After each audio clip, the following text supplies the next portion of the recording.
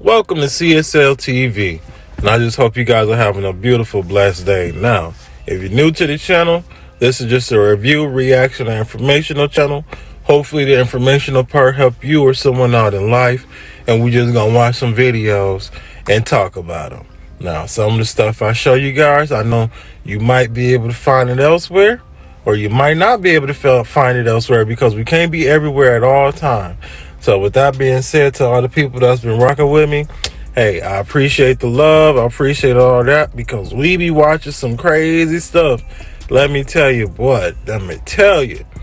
But, you know, it's all love. Y'all be safe out there. You know what I'm saying? This world we live in, just be safe, watch your surroundings. We're hearing from the parents of the man who opened fire inside a bank in Louisville, Kentucky. We are so sorry. We are heartbroken. We wish we could undo it, but we know we can't. They didn't see any signs of violence before he killed 5 of his coworkers earlier this month. He did this to totally innocent individuals. There was no provocation, no justification, no rationalization. His parents say he did have some challenges. We know that Connor was struggling with some mental health issues. About a year ago, they say he started struggling with panic attacks and anxiety and a suicide attempt. He was seeing a psychiatrist and a counselor. He was taking medication and seemed to be improving. The Tuesday before the event, and he said, well, I had a panic attack yesterday and I had to leave work. His mom says he wasn't sure what caused it. They had lunch the next day and set up an appointment with his psychiatrist 5 days before the shooting. We thought he was coming out of the crisis. Then she got a call from his roommate. It was something along the lines of, Connor called his roommate and said, I left some notes there, call my mother, I'm gonna go in and shoot up. They didn't know he recently bought an AR-15 style rifle legally, even while struggling with mental health. We're not out here on some crusade to restrict people from buying guns. We have really smart people in this country, and there's no reason why we can't find a solution to this problem. Shout out to those folks over at Stay Tuned. Man, this is crazy to hear that this guy was going through a mental episode and couldn't take it no more. It's tough for everybody, but I never in my life want to see or hear, well, I can't help but to hear, but I never in my life want to see or do myself any harm to anything living.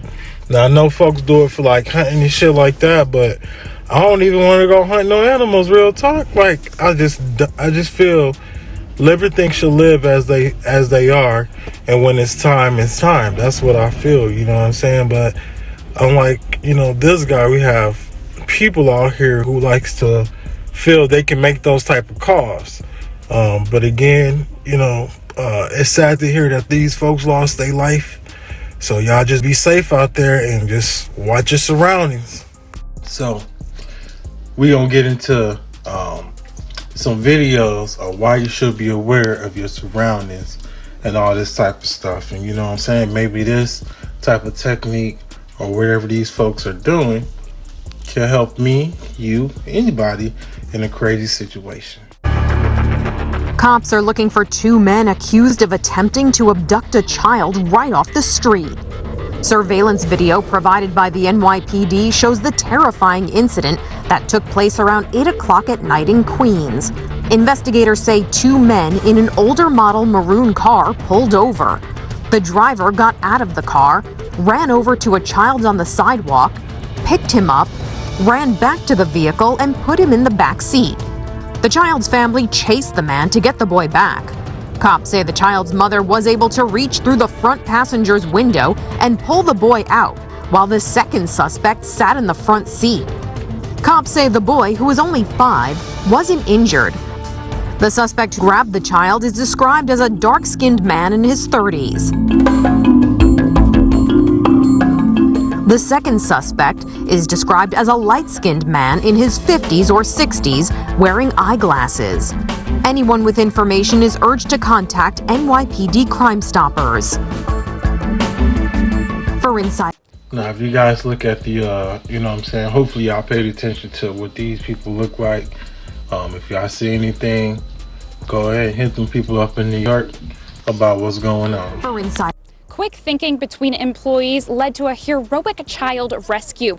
Right here on these stairs, a man grabbed a 10-year-old boy out of the water, luring him under the pretense of being the mother's fiance. But 2 employees at Coeur d'Alene Paracel didn't think it was right.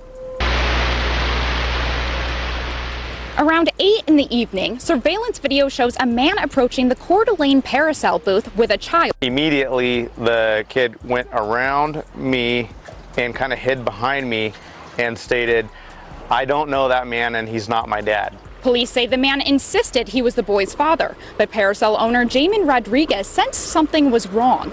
After moving the child out of the way and questioning the man, he told Rodriguez he would, quote, get the boy's mom. Rodriguez discreetly called the police, but kept moving. So then he started heading back down the dock, and I'm like, Riley, you stay with the kid, find his mom. I'm gonna go follow this guy because we can't let him go. If we let him go, he could be gone forever.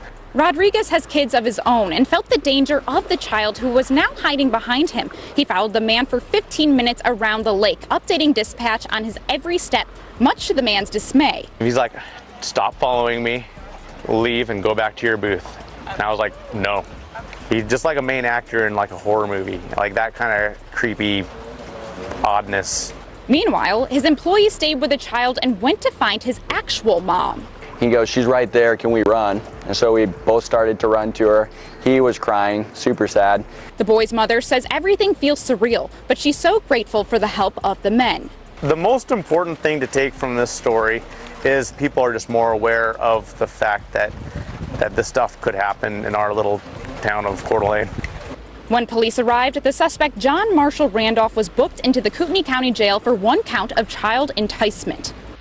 Randolph has already been bonded out, but the boy's mother and the employees say they are moving further in the legal process so that this suspect stays off the streets and away from children. Rodriguez adds that if you have a gut feeling, you might want to trust it because you could potentially save someone's life. In Coeur d'Alene, that's another crazy situation of a kid who was with someone. And my thing is, how was he able to get the little boy, you know what I'm saying, away from the parent and to be where they was at? Now, I understand he abducted him, all this and that stuff, and I'm so glad this little boy was brave enough to see someone and to go to them and be like, hey, I don't know this guy.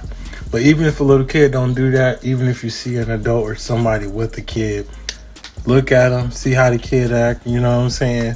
Not saying be anybody's business because people are crazy, but just observe to see if something might seem off a little bit. Coeur d'Alene, Morgan Traub, Creme 2 News.